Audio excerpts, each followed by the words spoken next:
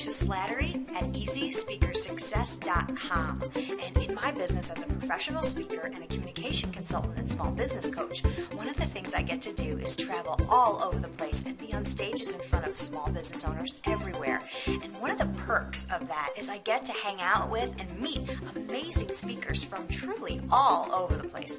And so what I thought I would do is, I'm actually copying a technique I learned from my friend Adam Urbanski. And Adam is a marketing mentor and a genius. And I saw him do this and I thought, wow, I can do that for you guys. And that is interview some of the speakers that I met at a recent event and ask them what are their tips for public speaking for anyone. So what I asked them was, if you were going to get on stage or you were going to give advice to people who are going to get on stage, what one tip would you give them in 60 seconds or less? And so what follows is the answers of some of the speakers from the most recent event I attended, Willie Crawford's birthday bash in Orlando, Florida. So have a look at what they have to say, and I will see you after they're done.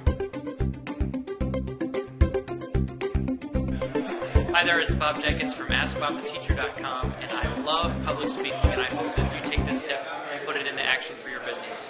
Whenever you're speaking in front of a crowd, try to get proximity to connect you with your audience more. Don't just stand behind a lectern or a podium. Move around. Move to one part of the stage, move to another part, or if you can, even be among the crowd and be able to really talk individually to those people. You don't want to just be behind a scene and be different, separate from them, because they won't connect with you.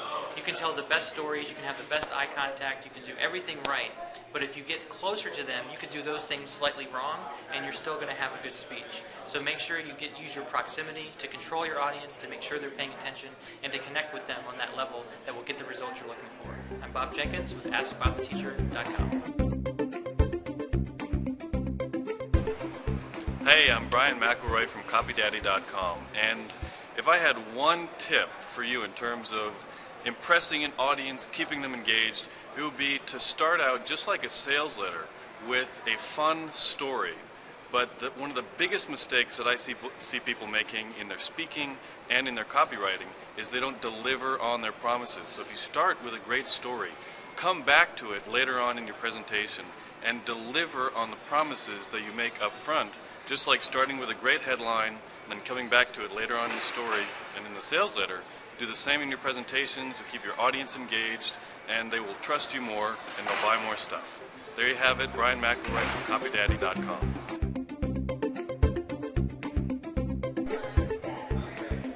Hey folks, this is David Preston, also known as the Legendary Consultant, legendaryconsultant.com. Speaking about public speaking, it's actually just be totally yourself while you're up there in front of the folks. Kind of view the crowd, watch the crowd, and look for questions or things that you can do that can actually help them. If you can give them some content or some things that can really honestly help them, it makes a huge, huge difference in the way that they perceive you and the way that you perceive yourself while you're speaking with them. It can be very powerful to be in front of a live audience, and as long as you remember that the only reason you are there is because of them, that makes all the difference.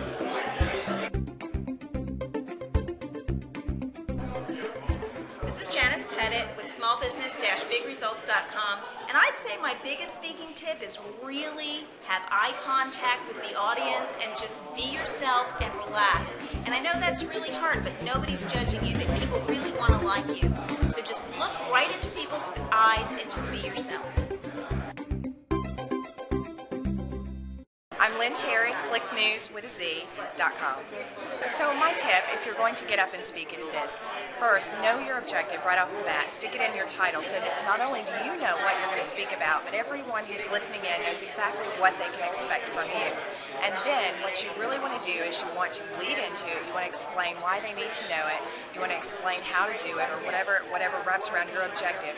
But the most important thing is that you come back around to that point and that you really deliver and that you really give give them exactly what you set them up to expect from your title and from your introduction. So that would be the number one thing you want to do. You don't want to leave people hanging and have them sit down and expect one thing from the title or from the introduction or what have you, and then walk away and still feel like, wait a minute, I don't think I got that, or I did never get the point. So it's very easy when you get up on stage to get up there and just talk and talk and talk and never get back around to the point, or never really drive it home. And so I think that's the most important thing you want to do when you're preparing to speak to a crowd is, number one, make sure they know exactly what to expect from you, and then deliver on that just all the way. Hi, I'm Ron Davies of MarketDom.com and RonaldDavies.com. I'm going to give you a little tip on public speaking. In order to get people to embrace you and to listen to you, you need to embrace them first. You need to embrace what it is you're talking about first. So think about it before you step up on the stage. Think about being energetic and embracing the idea you're going to give them. Because if you're excited about it, they'll be excited about it. Hey, it's Sam Crowley from EverydaySaturday.com giving you a speaker tip. Here it is. You ready? It's going to be awesome. You've never heard it before. Be yourself. Would you please just be yourself? Don't try to be somebody else on stage. Don't watch all these DVDs and listen to all these audios and read all these books and try to be that person. Take the information, digest it, but when the lights go up and the camera's on and you're on stage, be yourself. You'll build your brand faster. You'll be ultra comfortable because it's you, and it's you giving the message. Sam Crowley with a speaker tip for you.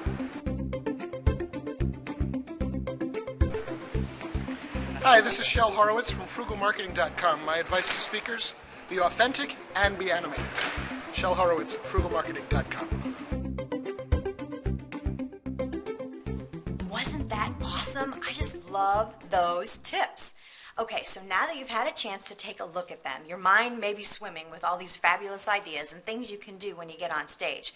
But I'm going to guess that maybe you might even be feeling a little bit nervous about getting up to speak.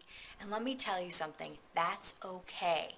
Because one of the things that I teach people is how do you get past that fear of public speaking so that you can put together something that I call a signature speech to market your business. So I'm going to be talking all about how do you get past the fear of public speaking, what is a signature speech, and how exactly you can put one together to market your business.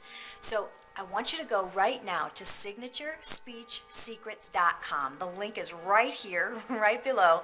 I want you to go there and register for my upcoming call because I am so excited about the information I'm going to share with you. Immediately after that call, you're going to have the tips that you need, the information you need to not only not be afraid of public speaking, but also to start to put this powerful speaking technique to work for you in your business.